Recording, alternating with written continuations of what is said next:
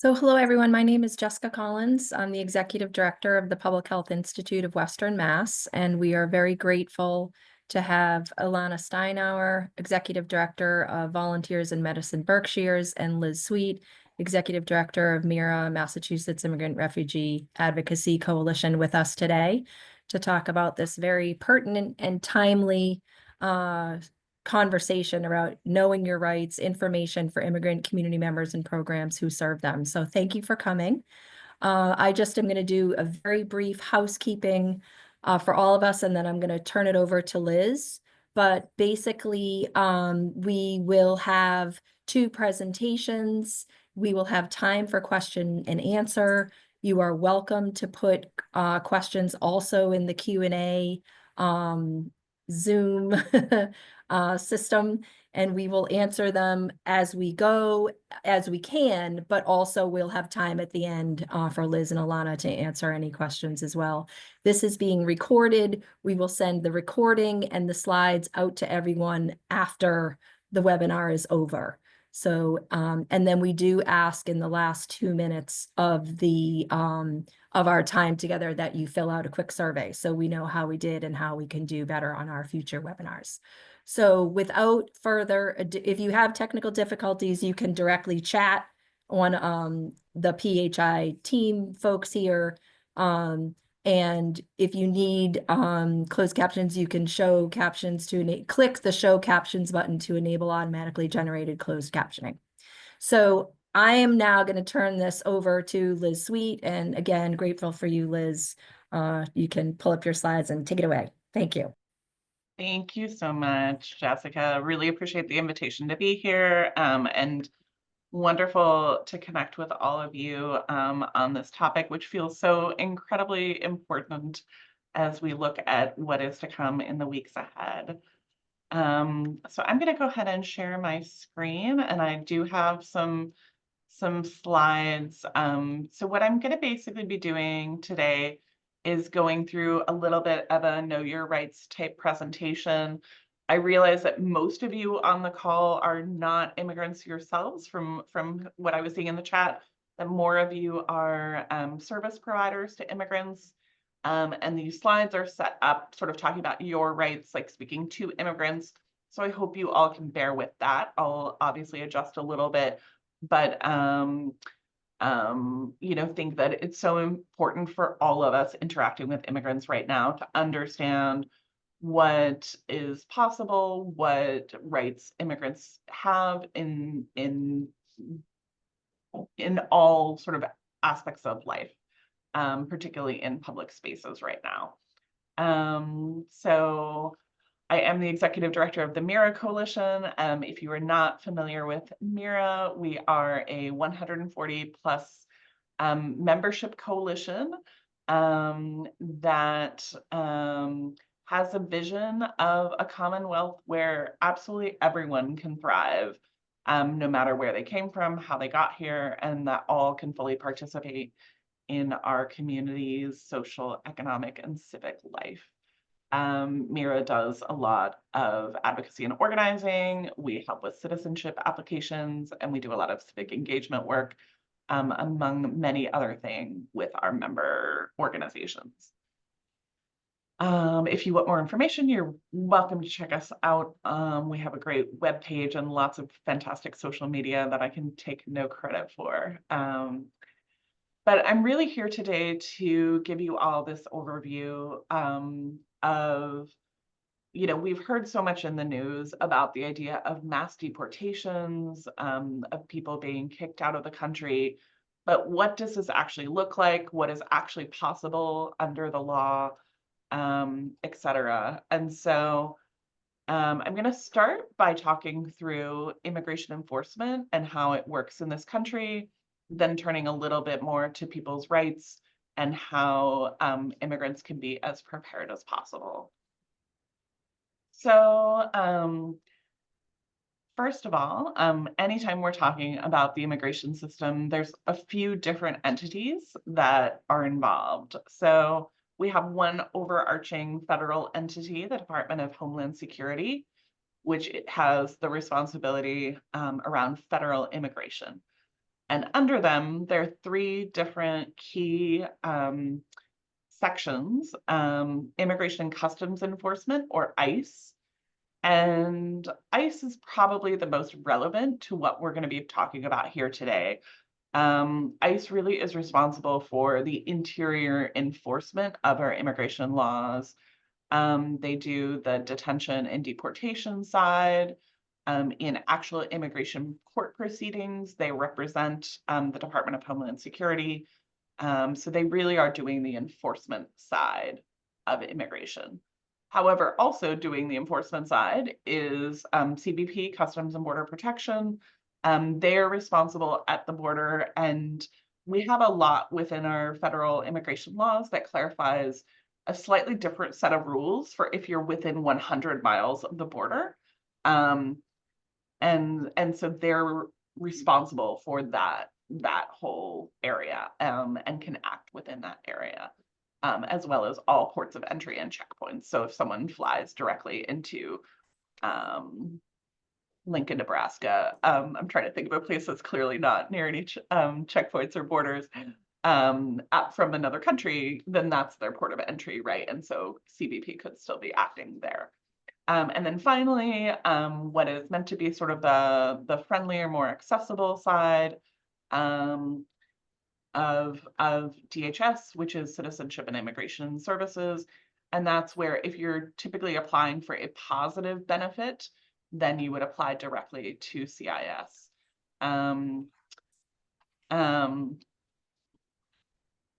And so for a lot of immigrants, that's their primary touch point within the Department of Homeland Security.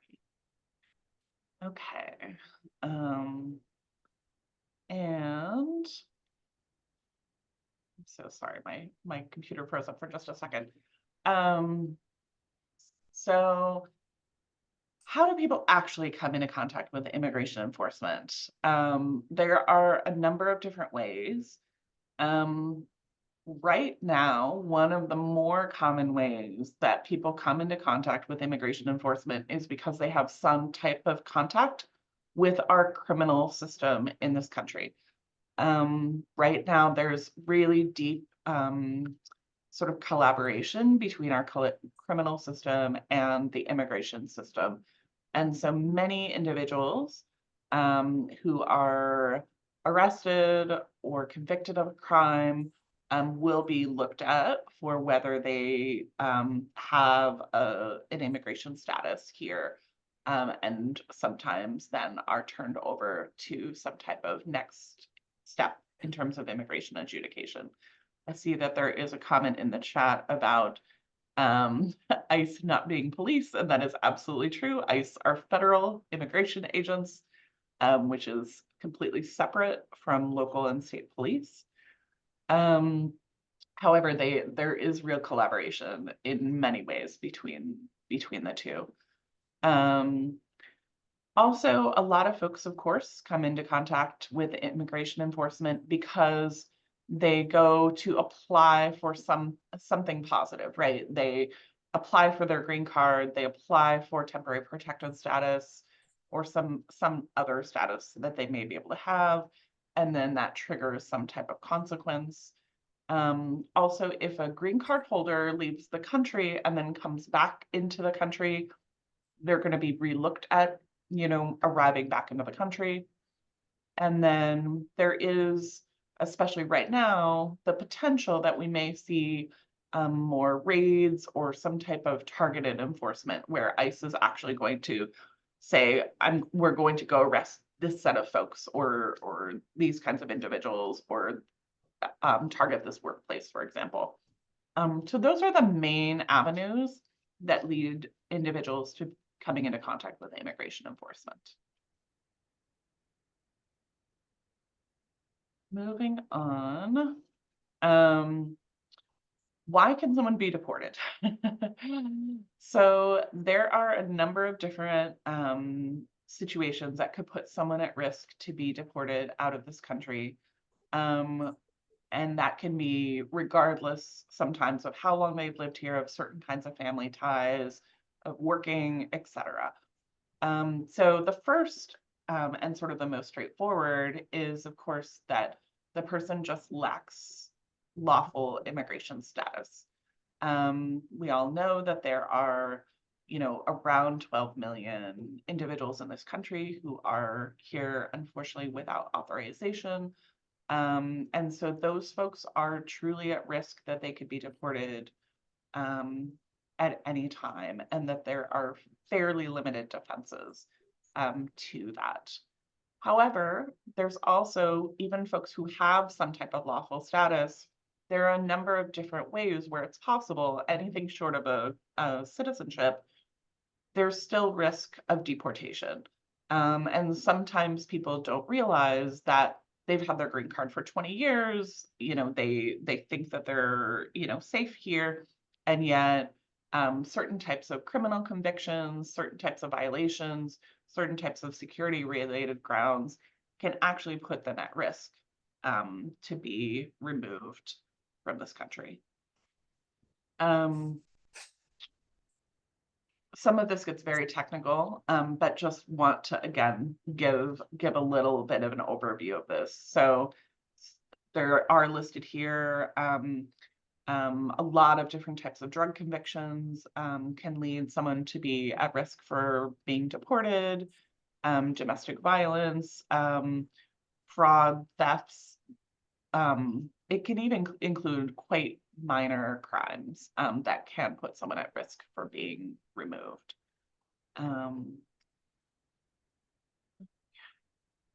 And I see a comment in the chat about the difference of conviction versus being charged, and that's absolutely right. So regularly people who are just being charged or arrested might be turned over to immigration. However, for someone to actually lose their green card, that generally is going to require an actual conviction. But if someone is here without status, they could be, of course, deported, even absent any kind of actual conviction. Okay, I'm going to go on here. So basically, to sort of sum some of this up, there's a number of different categories, right, who are at risk of deportation. So again, anyone who's not an actual US citizen has some vulnerability or risk that they could be deported if they have a ground of deportation. And again, those include a huge range of criminal convictions, a prior order of deportation, and some of these other more serious grounds, such as national security risks.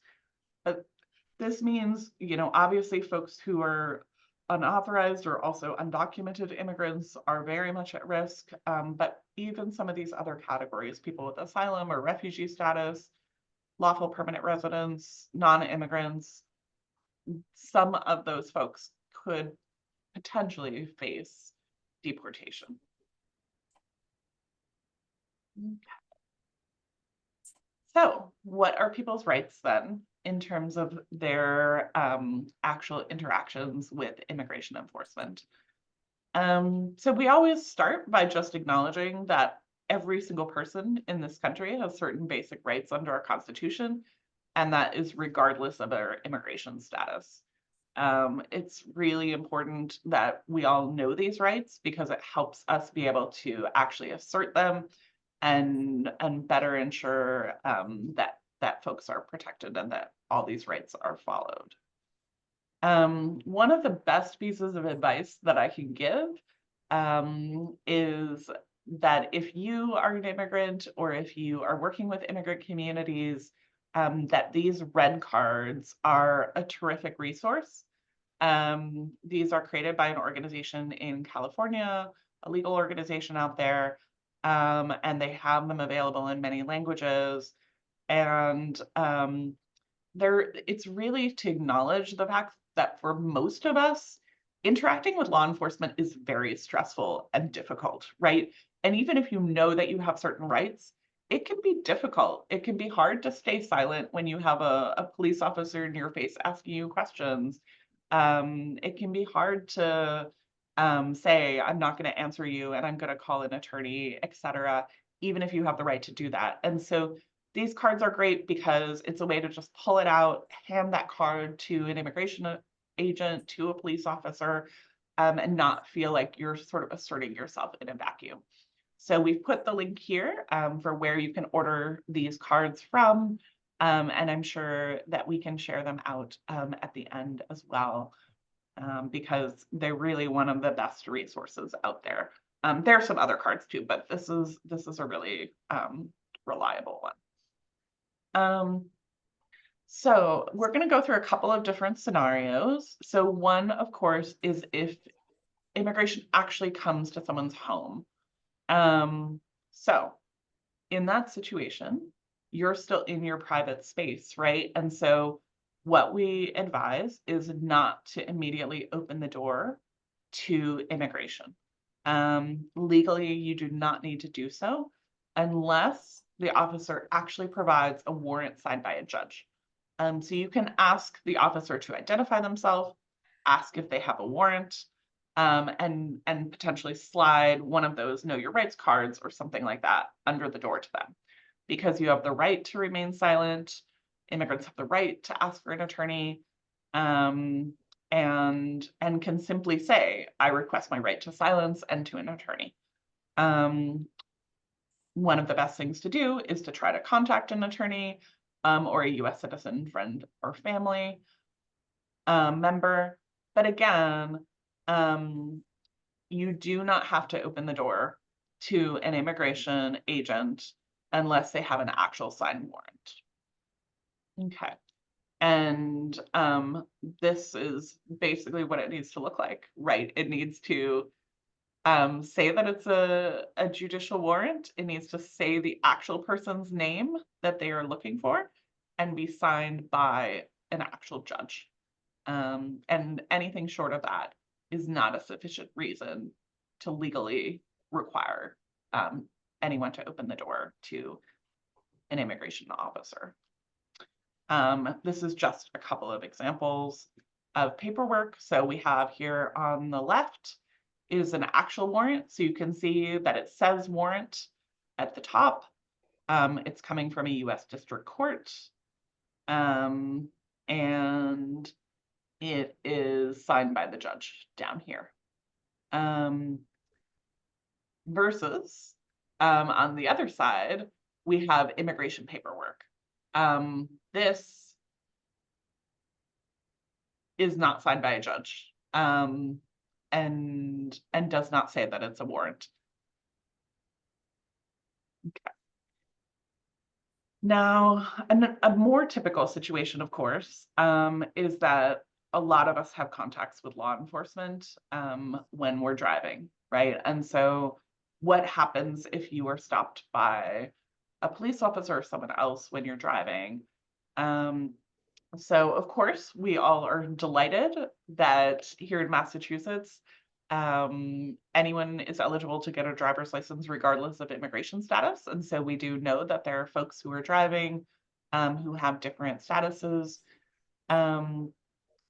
So when someone is stopped while when driving, you obviously want to put your hands on the steering wheel. But when it comes to answering the questions, all that you have to answer is your name and address. And again, this is where that Know Your Rights card can be very helpful, because the big issue for so many immigrants, of course, is whether they acknowledge or not that they were born in a country outside of the United States. But immigrants do not have to answer that question. None of us have to answer that question. And instead you can show that Know Your Rights card. There are in some circumstances in which police can search cars, especially if they have if they have a probable cause to believe you've been involved in a crime. But you can state that you do not consent to the search. But we really emphasize not to provide false documents in this circumstance. Let's see.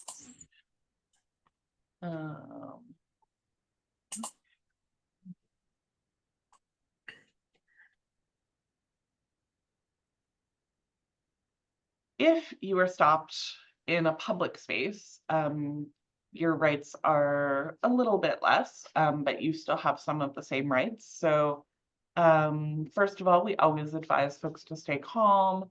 You certainly don't want to resist arrest. Um, it's a good practice for any of us to ask if you're under arrest or if you're free to leave. By asking that, often the answer may be that you actually are free to leave. You're not actually under arrest yet. Um, and then you can choose to walk away. However, you also can choose to remain silent and say you want to speak to an attorney. And again, this is where you can pull that card out if you are carrying a card, um, and use that to say that you want to speak to an attorney.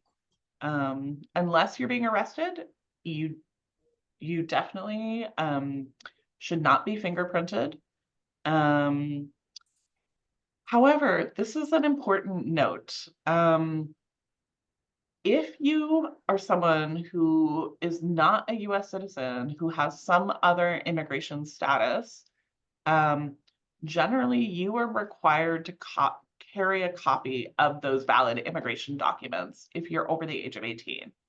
So that's really important at this time, to make sure that all of us are complying with the laws. So a good piece of advice is definitely to make sure that you are carrying those documents, and have those available. However, again, that does not change the fact that you can remain silent and say that you want to speak to an attorney and ask to call an attorney under this circumstance.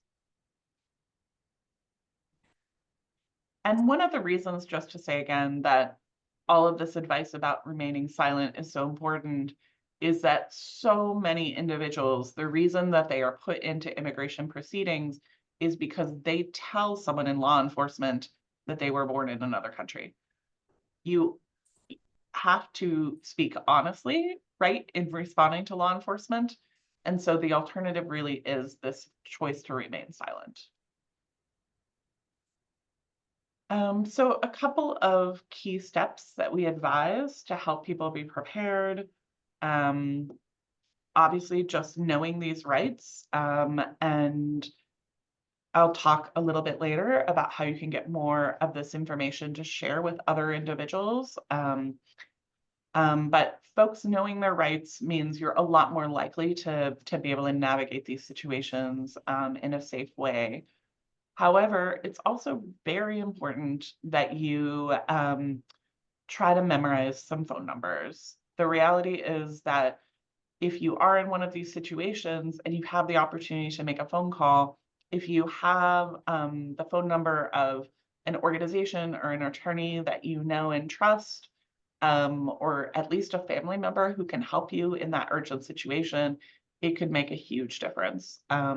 As it says here in bold, it is a real possibility that if someone's actually arrested and detained, they may only get one opportunity to make a phone call. And so having a good number can make a big difference. And another thing to think about is if you are interacting with someone or if you are someone who knows that you're at some type of risk in this situation, it's a good idea to think about someone who you trust who has a positive immigration status, ideally US citizenship, who could pay a bond for you or help out in this kind of circumstance. So those are some key preparation steps. If someone is actually arrested or detained, one of the biggest pieces of advice is not to sign anything, and particularly not to sign what's called a voluntary departure without talking to a lawyer. Right now, if someone has been in this country for a period of time, they do have the right to go before an immigration judge. And so you don't ever want to give up that right unless you absolutely know that that's the best choice for you. You don't want to ever rely on what ICE or another immigration agent tells you about your rights and about your options to remain here. They are not trained immigration attorneys, and their interest is to deport you or to deport an immigrant, right? It's not to look for any possible defense that you may have to stay here. So it's really important to talk to an attorney and actually find out if you have some type of defense. So again, you have the right to remain silent in all of these circumstances. You have the right to call an attorney or a family member. If you are detained, you have the right to be visited in detention by a lawyer, and you also have the right to contact your consulate.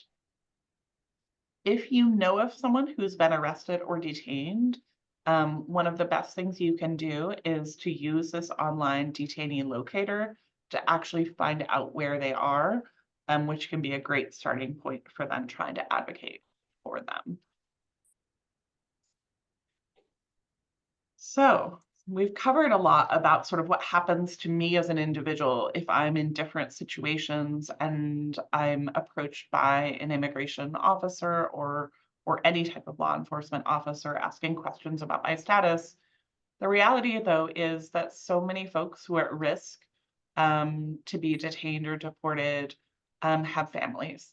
And so one of the other really key ways to be prepared is by doing family preparedness planning. And I'm not going to go into a lot of depth on this, given the amount of time we have in this, but I do want to just touch on a couple of key things that, regardless of immigration status, a parent always has the right to make decisions about their own child. So in some of these situations where a person might be facing arrest or detention, and they have children, we're advising you might not want to share a lot of information, right? You might want to be remaining silent. However, you might want to tell them that you are the primary caretaker of a child, and to then be able to make arrangement for the child's care. That is certainly something that may be a really appropriate step for you to take in that circumstance, especially if you know that you were the person who's supposed to be taking care of your child that day. You can ask for a phone call, and ask how to contact your children. There's also the note here, which is an important one, that if your children already are in the foster care system, even then, if you're put in detention, you still have the right to participate in the child welfare proceedings. And detention is not an abandonment of your child. So in order to be in the best possible situation, though, we encourage folks to make family preparedness plans. There are excellent packets that have been put together that talk about what to do here in Massachusetts to be as prepared as possible. And again, I'm not going to go into that given the amount of time we have, but just to note that that information is out there and really is such a critical step for so many families. So a family preparedness plan helps you make informed decisions in advance of the situation happening. And so it's an opportunity to think through what happens if I'm arrested or detained, who's going to take care of my child, how are their needs going to be met, and to think about potential reunification in the future.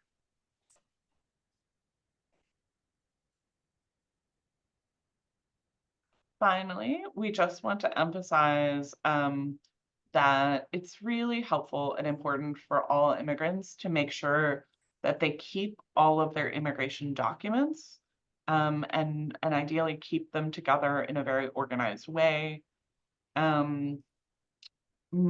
Almost every immigration document should have the immigration identity number on it. It's also kind of an A number. They all begin with the letter A and then have 8 or 9 digits of number after. And those numbers help obtain more information about your case. And then a lot of the documents do include dates of hearings or immigration appointments, which are really critically important. If someone has an immigration court case, it is critically important that they show up to the court date, because missing it is a reason to be ordered deported. So I have just a couple minutes left, and want to talk briefly about where to find legal help. Unfortunately, here in Massachusetts right now, we are seeing some real number of folks trying to provide immigration legal services who really are not qualified to do so. And so we really want to always be encouraging everyone to look for one of two options, either an actual attorney with a valid license to practice law, or an accredited representative, which is something special in the immigration system, which allows particular individuals to work with nonprofit organizations. They have to receive training. MIRA actually does this kind of training here in Massachusetts. And so we have quite a few accredited representatives across the state. But we do also have these, unfortunately, bad actors in the state who sometimes don't have the right training and are providing assistance. And so we always want to be making sure that people know to actually look for an attorney or accredited representative to help them in their cases. And so if you do come across someone who's a victim of fraud, has received bad information from notarios or others, we've included a couple of links and phone numbers here for how to make reports about that and encourage folks to do that. And unfortunately, this does happen, and the best thing we can all do is make those reports. And we're very lucky that our state attorney general's office has been very active in pursuing some of those. So it is worthwhile to make those complaints. But to find attorneys, here are a few resources. We know that there are less attorneys available than we would like, less, experienced immigration attorneys available. But these are some of the lists to find immigration attorneys. And again, I hope that we will share this information out so that people can look into this more after the fact. But I want to end by saying that I know that I've gone through a lot of information quickly here, but MIRA has a lot more resources available, including the fact that you can find all the information that I've just been through. We have various translations of this information into several of the more commonly spoken languages here in the Commonwealth. And we also regularly do trainings on how you could be trained to present this information in your own communities. And so you can look at the same place on our website. You can actually look for information about, oh, I'm so sorry, I meant to stay on that. I apologize. Let me get back on there so that you can get that QR code if you wanted it. Let me just get it back up. But we are doing regular train the trainers if you're interested in being able to train others with this kind of information. Because as is clear from this presentation, I think the more people actually know and understand these rights, they're so much more likely to be able to navigate these moments that are so stressful and difficult in the safest way for themselves and for their family. So thank you all so much for bearing with me through that. I know some questions came in that I didn't get to, but perhaps we can circle back to them shortly. Yes. We will. Liz, thank you so much. I know that that was an enormous amount of information, but you did it beautifully. Thank you to those who put your questions in the Q&A. We're going to go to Ilana Steinhauer now, and then we will come back to the Q&A. I also want to say that Ilana is a board member of Public Health Institute of Western Mass, and we're so very happy to have you, Ilana. So Thank you. thanks. Liz. Okay, so I'm going to do in 10 minutes about an hour and a half presentation because we could talk about this endlessly. Thank you, Liz, so much. And I think she'll probably answer some of those questions. So what I'm going to do is really quickly start to talk to everybody who's on this call who are from agencies or community health workers about, we have all of this information. I mean, there are thousands of resources out there. We have been spending, years looking at these resources.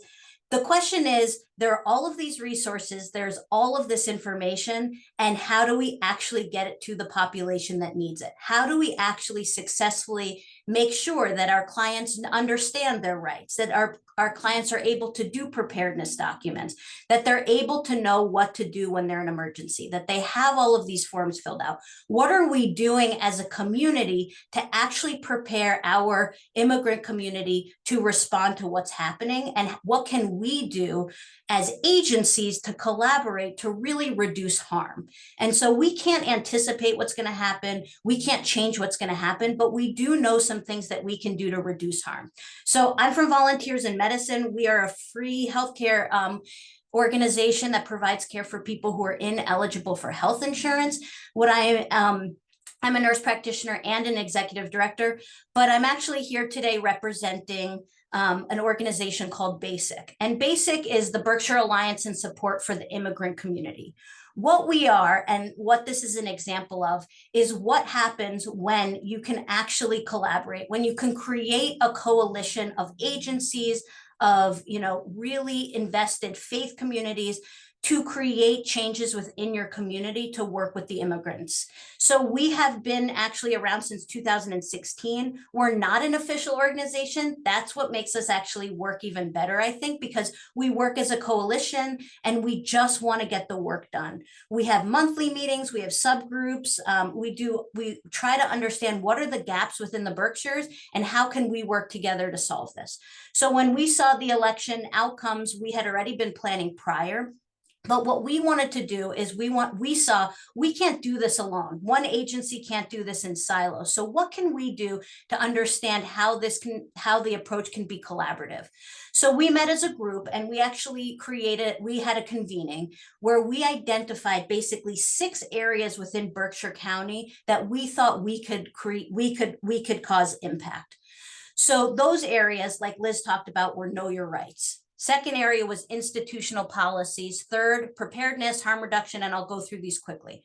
What we want to do is we want to decrease the opportunity for people to be detained, right? We don't want people to be detained because once people are detained, it's so much more difficult to make impact. So we were looking at know your rights. So everything that Liz just said is so important and the trainings are important. How do we get that information out there? What are the resources that exist that are already out there?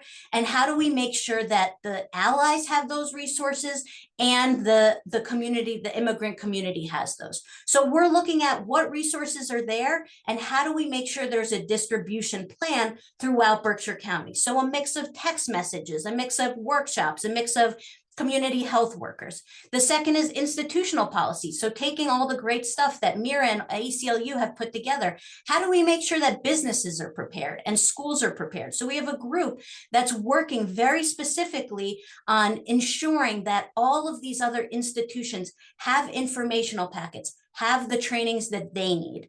Then preparedness. So Liz went through family preparedness, financial preparedness. How are we making sure people can fill out those forms? What is the process? How are we going to make sure all of the information that's out there actually gets to the immigrant community? And we went all the way down the list. Harm reduction. How do we make sure we reduce interactions with the police? So how do we make sure people understand driving rules or school rules? So the basic things that we see that can cause criminal charges, even if they don't get convicted? How do we continue to be welcoming and engaging? And then finally, for ICE interactions, how do we make sure that people who have these upcoming court dates, or if ICE comes in, are supported within our community? So what we're doing in the Berkshires is we've asked each of these groups to really understand what already exists. So there are thousands of resources out there. And what we wanted these groups to do, first thing, is look at what resources exist and then actually understand, do these work for the immigrant community? Are these at the right reading level? Or do they make sense? Are they accessible? Are they, is it very clear? What needs to be changed, formatted? What is missing? And then do resources need to be created? Other thing is, how are we going to distribute it for everything that we're looking at, for Know Your Rights, for family preparedness, for, institutions? If we can pick the top resources, how are we going to make sure systematically that everybody from the north of our county all the way down to the south of our county, east and west, have access to these resources? So are we using public health departments? Are we using, are we using our connections? Are we using WhatsApp? What are all of the ways in which we're distributing this information? So we're not expecting everyone on this group to go out and create basic, but what I wanted to show is kind of how we do this, what that looks like. So the first thing that we always need to make sure when we are talking to our clients, when we're talking to anyone about a resource, is it clear? How do we know that a resource is a good resource, something that people are going to be able to understand? So first, is it a trusted resource, right? If it's a website that you have, is it a one-click, or do you have a donation thing first? Is there any wrong door? Do we have useful and actionable items? Is it easy to read and understand? And is everything up to date? Right now, if you ask somebody, one of our clients to find a Know Your Rights information, they have to go through lots of different clicks oftentimes to get there, or they need to know to go to the MIRA website, or they need to go to the ACLU. And then there's lots of things. So thinking about how can we take what's already exists and link it much more easily from our websites. Then we want to make sure each resources has the what, the why, and the how. What do families need to know, right? Do they need to know 100 lines of, a whole page of information? Or is it a very quick sentence? Why do they need to know it? People need to know why it matters. And then really, what's the action? So every resource that you're looking at, that you're going to give to your clients, you want to make sure you look at the what, the why, and the how. So here's like a really great example, right? This is from the Columbia County Sanctuary Movement. They have here, what if ICE comes to your door, right? We want people to remain silent. Liz has said this. The main thing is we don't want people to say anything. So what is it? We want them to, if ICE comes to the door, remain silent. Why? Very clear. Why? Because they can use anything you say against them. So claim your right. And what do you do? How do you do this? I plead the Fifth Amendment, or as Liz said, you show them the card. You want very, very clear what, why, and how, so that people can see exactly what they need to see, and that in an emergency, they remember it. So make sure when you're looking at these things, right? Is the text easy for translation? Is it a third grade reading level? Is it strength-based? What is the format? How does it look? Look for short sentences, periods, don't use commas. Commas don't make any sense. Eliminate jargon. You never want to use jargon. You don't want to use MIRA. You want to use what MIRA stands for. You wouldn't want to use PHIWM, right? Fewer syllables, less descriptions, really, really focused on action. So I'm going to skip this because we're really short of time. But so you create these resources, right? The who, the what, the why, the what, the how. And then now we need people to actually be able to fulfill what we're asking, right? Or to be successful. And so education has this unbelievable term that everybody who is related to public health in any way should be using. We're promoting it across everywhere. It's called scaffolding, right? Scaffolding is this idea that we're using foundational knowledge, and then we're supporting and we're building on that framework. There's this archaic idea that if we help people, we will decrease their agency, right? They're going to become dependent. That's not true. People can't be expected to be successful unless we are setting up the systems or the models for them to be successful. And scaffolding really allows us to think that way. So when we think about an ask, right? When we think about a family preparedness document, we are we're asking our clients to fill out all of this information, right? We're giving them this form, and there's a lot of information, and we use the MIRA handout because it's so amazing, but there's no way people can take that handout and do it on their own.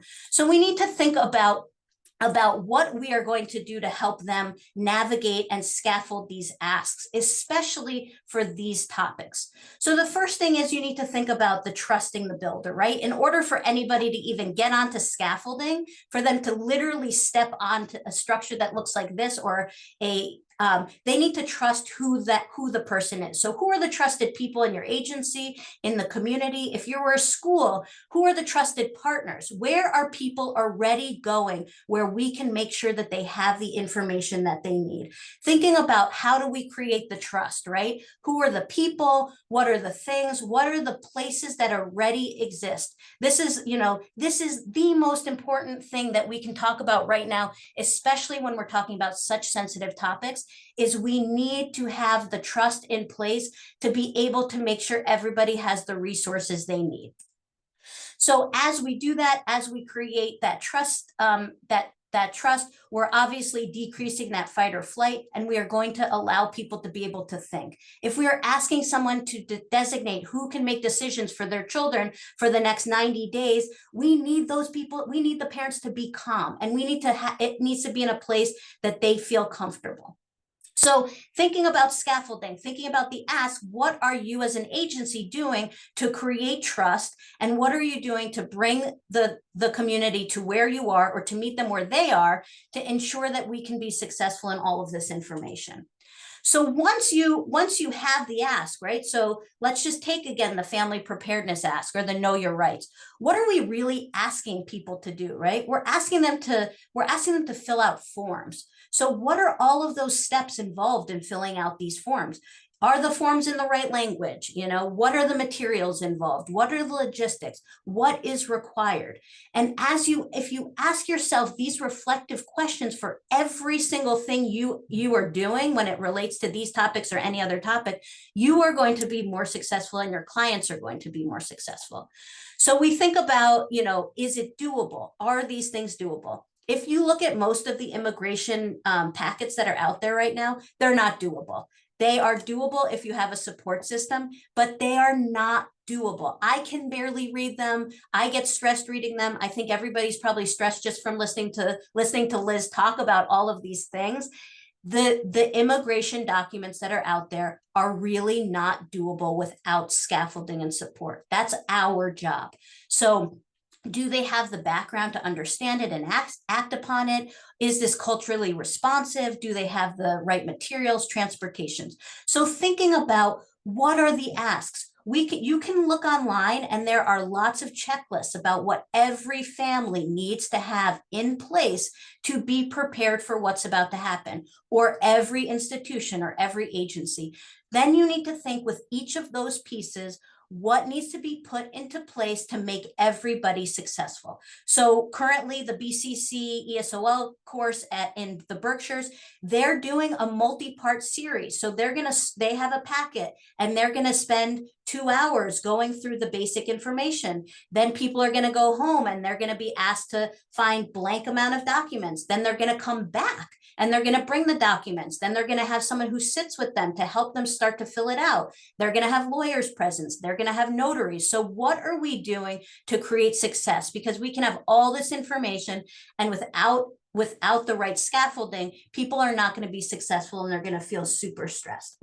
So I know I have -1 minute. So really quickly, like this is a perfect example about a scaffolded approach, right? So at PHIWM or schools or all of our agencies, we like to send out text messages. We're gonna send out text messages related to all of this stuff, right? And so we need to think about what that communication looks like. So here's just a very brief scaffolded approach thing. Hello, it's MBE. Your child is marked absent today. Please contact us as soon as possible to let us know the reason for your child's absence. You can't see that. This says nothing, right? And this is a classic text. We do this for everything. And so in this, it has jargon. It doesn't give you a phone number. It doesn't create any sort of support for that person who's reading this. If you look at this and you make simple changes, hi, it's, volunteers in medicine, Berkshires. Your child is marked absent today. We care about your child. Please contact us at this number and ask to speak to this person. If you need an interpreter, do this. We care about your child getting to school. If you need additional resources, call this number, right? We're taking something that we use all the time, text messages or anything, and we're thinking, are these doable asks? This is school, this is like stressful enough. Now we add immigration into it. We need to be really thoughtful about how we're going to get this information out there and how we're going to scaffold all of it.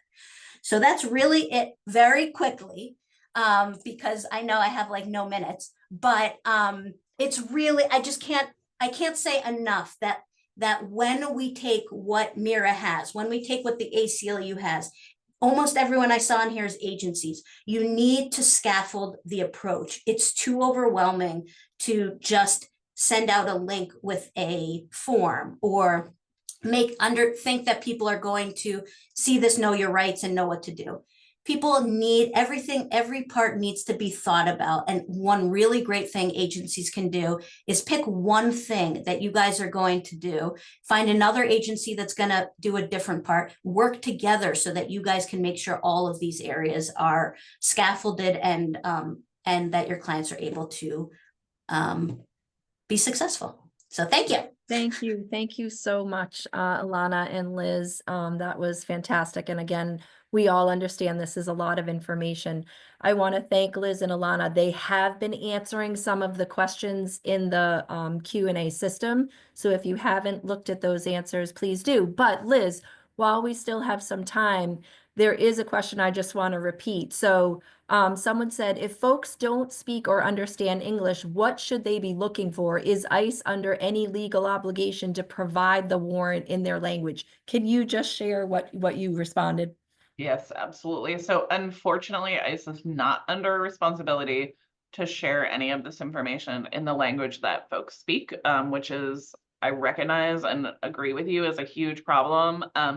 So what I was suggesting is that especially someone knowing to look, to make sure that at least they see that their name is printed on it and there's an actual judge signature on it. Like if they can try to look for those two things at least.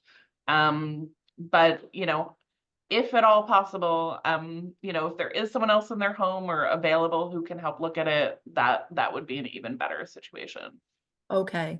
And then also, can you speak to the question about the attorneys? So I know that you sent a link where people can search for attorneys, but can you just clarify when you said they had to be approved or accredited? I can't remember the exact word that you used. Can you say a little bit more about that? So there are two different statuses of people that can appropriately help people in proceedings. That's an attorney, and it can be any attorney, although it's generally good practice to ask if they have immigration experience, or an accredited representative. And that's a special status for immigration, where someone can be working with a nonprofit organization. And so we're just trying to steer people away from notarios or other people who are unqualified to help with immigration matters, and sometimes, unfortunately, give bad advice. Okay. And also another question kind of touched on this sort of like having an attorney on retainer. To Ilana's point about how agencies can really play a role, do agencies pay for attorneys to be on retainer so that people they're working with can use their attorney? I mean, that would be wonderful if any Wonderful. agencies here want to do something like this. We've emphasized at a couple points in our materials that, especially if you don't have an attorney on retainer, if there's a trusted organization you can call for help in these circumstances, that is a great thing. So if any of your organizations want to be that place that, an immigrant knows they could call in this circumstance and you would help them find an attorney, that would be a tremendous service to offer. But I would encourage you to only do that if you know you can truly follow through, and be responsive in these kinds of emergency situations. It's also really, really important that agencies are not giving legal advice. So, you'll see in Liz's comments, there were some she did, said, she can't answer certain things. Most of us are not, we can't give legal advice. And that's where we saw people get into trouble before. There were people who didn't have the background who started to fill out forms or gave legal advice. So it is so important that if you're an agency and people come and ask, what do you think about this? That you connect them with an accredited person or an attorney. We as most of the, I don't know, everyone on this call, we can't give legal advice. That's not our job. Our job is to connect them to a resource. So an agency can have a relationship with a group of lawyers that are accredited and that are approved, Berkshire Immigrant Center has a list, MIRA has a list. So it's good for agencies to know who can you work with? Who is a lawyer that you can refer to, so that when your clients come and ask, you can say, here is a phone number. Would you like me to make a warm handoff? Can I make that phone call with you? Can we make that appointment together? But nobody should be giving legal advice to any of their clients unless you were a lawyer or accredited, as Liz said.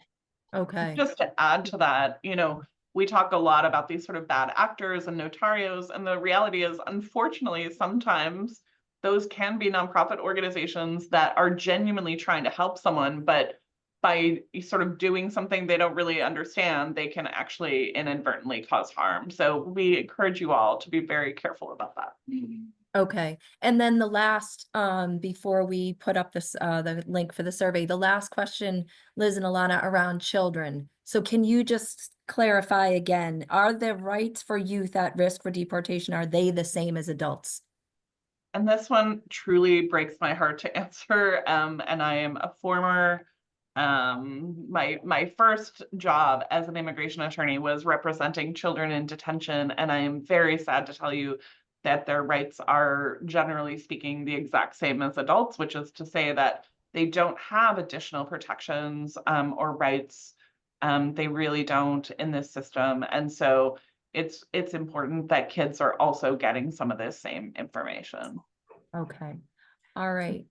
Jessica, there's one last comment in there that just came Okay. up about the now crimes. And I think this is another really great thing agencies can do now, which is we want to reduce the amount of times that immigrants are interacting with police, because those tickets, any sorts of court appearances, any sorts of crimes, we're seeing in Berkshire County already that charges are leading to deportations without convictions. So we want to work as agencies to make sure that we're reducing those high-risk situations. Driving rules, people have new licenses, which is amazing, but we are seeing a huge uptick in interaction with police related to driving. So making sure your families or clients know driving rules, remind them that, what to do, thinking about school rules, making sure kids are attending school, making sure that people understand ages of consent. So really thinking about those things that for us might seem minor, but are potential high-risk situations moving into the future. Okay. Well, thank you so much. Really appreciate this. We want to thank Senator Joe Comerford and Representative Mindy Dawn's staff who are here joining us, and any others that I may have missed. Thank you so much. We are going to package all this information. We know there have been many, many links put into the chat, so we will package that with the recording and the slides and get that out to you early next week. And really just grateful for Liz and Ilana's time and passion and dedication to protecting people in our community, and we will work together. Let's collaborate as much as we possibly can and keep this information flow going. So please do take the survey, give us some feedback, and really grateful for your time. Have a nice weekend. Thank you. Thank you.